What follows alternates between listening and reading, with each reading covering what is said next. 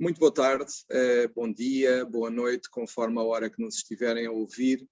Estamos aqui em mais uns diálogos luso-atlânticos. Comigo está o Dr. Rui Badaró e hoje iremos falar sobre algumas das temáticas que nos têm preocupado relativamente a processos de crime e outras situações legais que nós entendemos que podem ser interessantes abordar.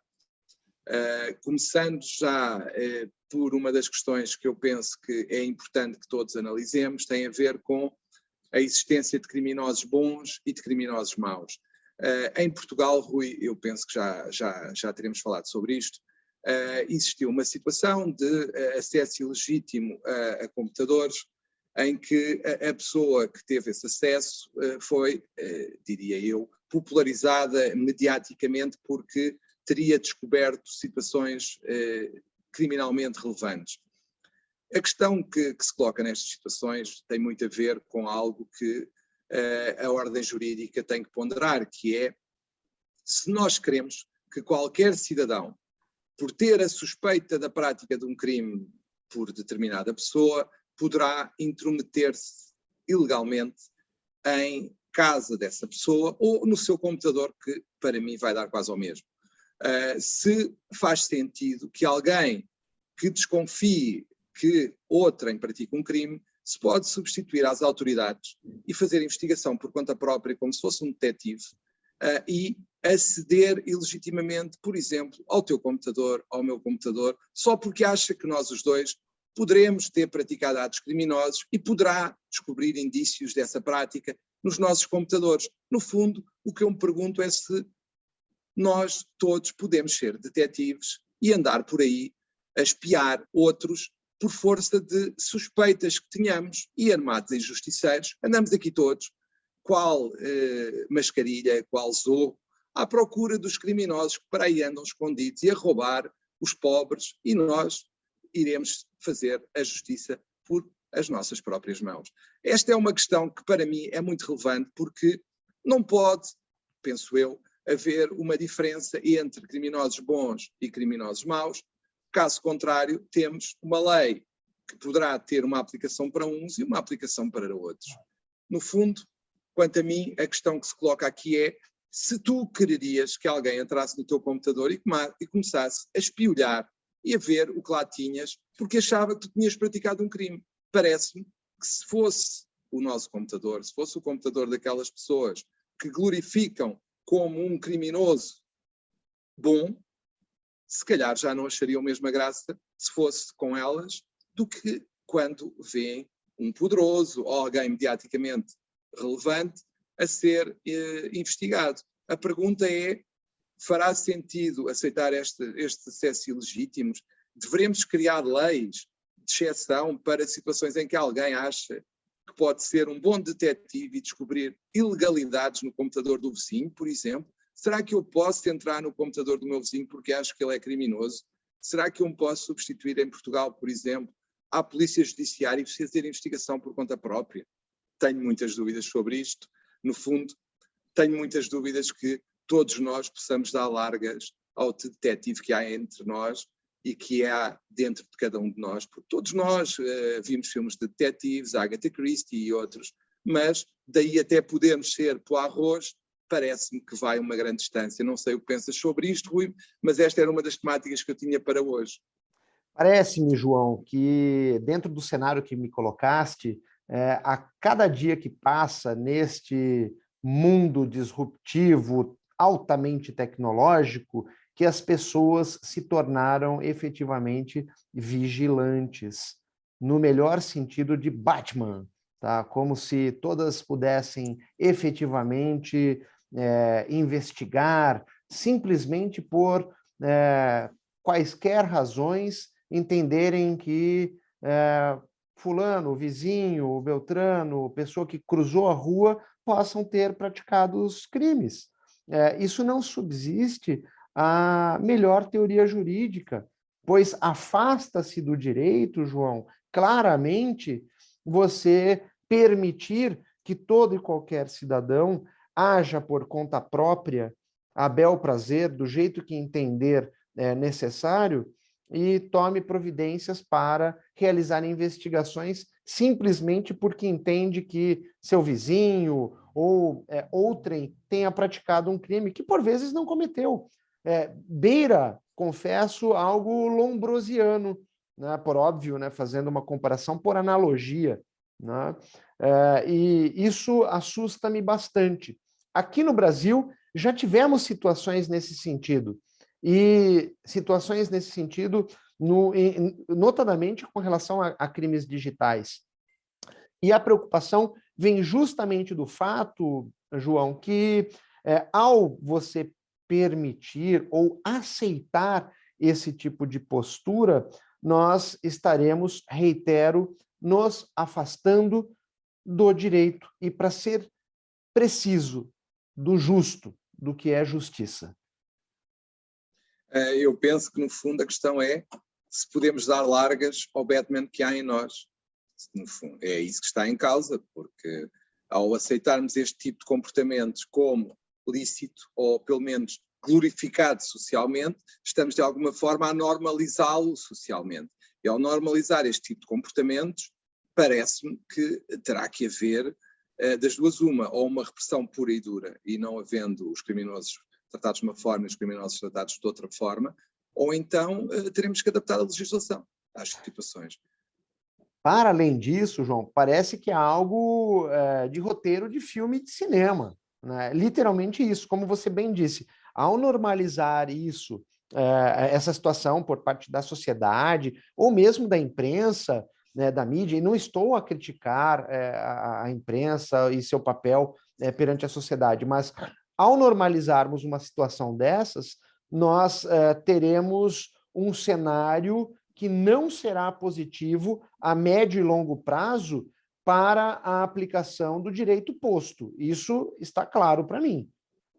E depois há outra questão que eu também queria abordar hoje, que não tem a ver diretamente com esta, mas no fundo acaba por falar também de legislação que poderá ter ou não que ser repensada, que é a questão da desigualdade entre advogados e Ministério Público no processo de crime em Portugal. Ou seja, na prática, nós temos, de um lado, o Ministério Público, que, não obstante os processos poderem estar em fase de inquérito ou em segredo de justiça, ainda, não é? Na fase de inquérito em segredo de justiça, como é normal em Portugal, se durante essa fase há uma verdadeira igualdade de partes e de armas entre o Ministério Público e os advogados. Porquê?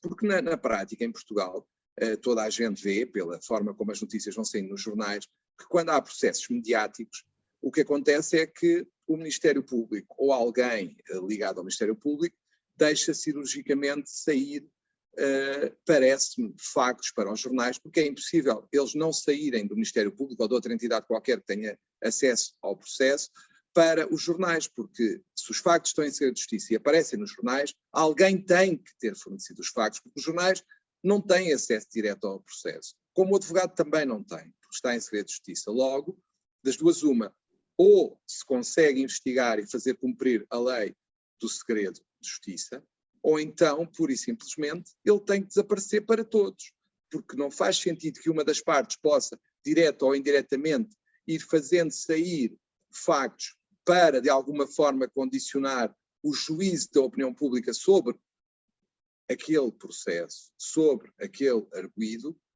quando os advogados não têm acesso ao processo e, por outro lado, por causa do segredo de justiça, também não podem aceder ao processo e, por último, ainda têm um estatuto da Ordem dos Advogados que, se calhar, tem que haver uma análise das duas, uma, ou a lei do segredo de justiça é efetivamente executada e feita cumprir, e desse modo todos estão em igualdade e ninguém pode falar do processo até terminar o segredo de justiça, ou então os advogados têm que repensar em que termos é que podem falar sobre o processo, porque por um lado têm o segredo de justiça e por outro lado têm um estatuto da Ordem dos Advogados que os proíbe de falar.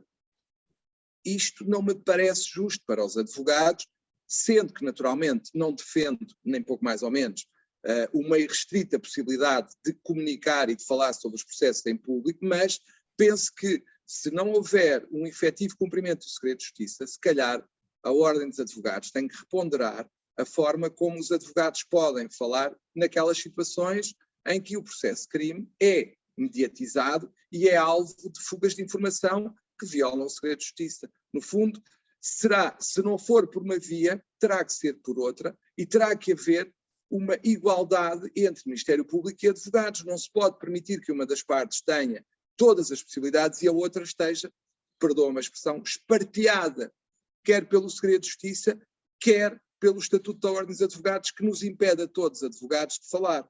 Isto é uma questão que tem que ser ponderada, porque não faz sentido que nenhuma das partes esteja claramente acima da outra, como acontece atualmente em Portugal com o Ministério Público. Gozado, João. Você colocou essa questão de forma bastante clara.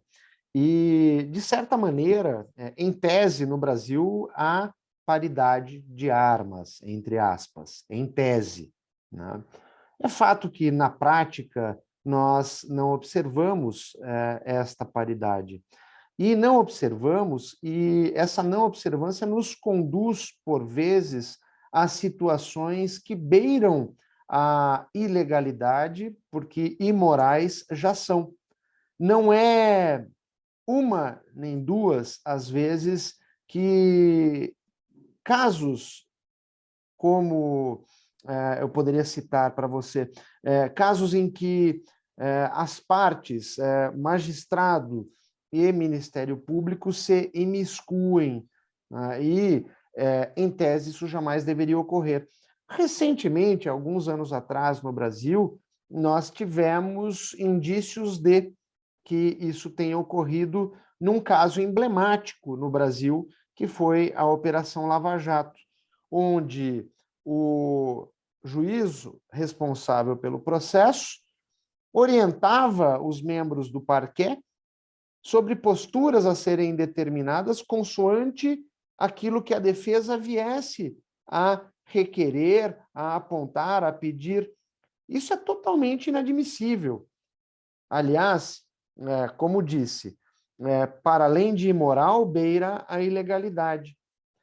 E me parece, João, que nós temos um problema com relação aos casos midiáticos, não é de hoje. É que escancararam-se na atualidade por conta da facilidade de acesso à informação. Nós temos frisado isso diuturnamente nos nossos diálogos. A facilidade de acesso à informação por conta das novas tecnologias existentes escancaram esse problema de forma visceral. Como resolver isso? Será necessário, tenho certeza, que a Ordem dos Advogados, seja do Brasil, seja a de Portugal, dê atenção específica a casos que envolvam repercussão midiática. Concorda?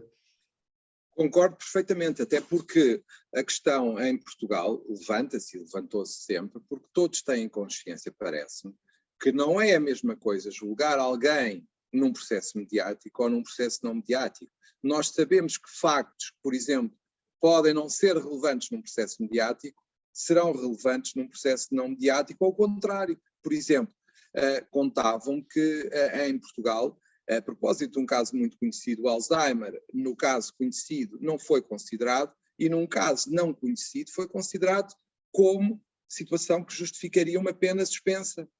E no caso do mediático não foi aceito. Portanto, é óbvio que temos que considerar de forma diferente o que é diferente e não podemos ignorar que há diferença entre os casos mediáticos e os casos não mediáticos. E mais, também há outra questão, que estas constantes fugas de informação e ao segredo de justiça, no fundo, estas violações do segredo de justiça, conduzem a que a presunção de inocência desapareça, porque a pessoa é condenada em praça pública, sempre, como já falámos anteriormente, e o princípio da presunção de inocência desaparece completamente, porque socialmente a pessoa, perdoa-me, é queimada na praça pública.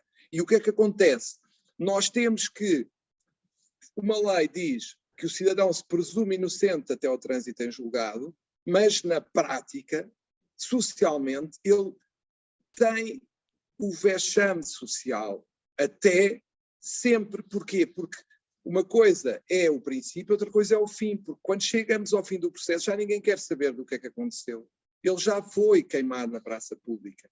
E este é o grande problema, porque eu tenho conhecimento de uma situação em que alguém é acusado e mediatizada a acusação, ele é obrigado a deixar o seu emprego em Portugal e ir trabalhar para a Espanha e depois nem sequer chega a haver acusação. Só que entre esta fase inicial e a fase do arquivamento do processo mediaram 3 anos e, entretanto, ele foi queimado na praça pública e foi obrigado a sair de Portugal para a Espanha. E outra coisa que também acontece é que todos nós sabemos que muitas das vezes, quando há, por exemplo, 1, 2 ou 3 arguidos ou mais, que se tenta, através dos mídias, deixar sair a informação que um deles denunciou os outros e revelou os esquemas, quando não é verdade, para tentar provocar divisão nos depoimentos.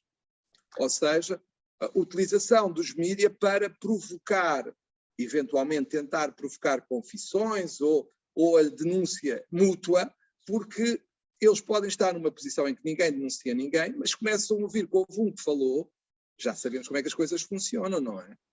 Aliás, João, aproveitando esta tua fala, me faz lembrar um caso que já vou convidar os nossos participantes, os nossos ouvintes e aqueles que nos assistem no YouTube a aproveitarem o nosso programa na próxima semana, que nós vamos tratar do caso do Johnny Depp. É isso, né? É isso mesmo. E para concluir, mesmo para concluir, que eu penso que já estaremos a ultrapassar o nosso tempo, a última coisa que eu queria colocar como questão é: fará sentido a existência de leis que não são aplicadas, que não há uma verificação da sua violação e, no fundo, a imputação de responsabilidades aos culpados, como na lei do segredo de justiça em Portugal, que toda a gente sabe que as violações existem, mas depois os culpados não aparecem, ou raramente aparecem? Fará sentido manterem-se leis que socialmente já ninguém liga? Ou seja, nós temos que perguntar se queremos que, no fundo, a credibilização do sistema passe por leis que vigoram efetivamente e não para dizermos que temos um sistema legal muito bom, muito bem construído, mas que depois na prática não funciona. É uma questão que eu deixo no ar para a próxima semana. Pois, muito obrigado a todos. Esses foram os Diálogos Luso-Atlânticos. João, um grande abraço e nos vemos no próximo programa. Um abraço, Rui.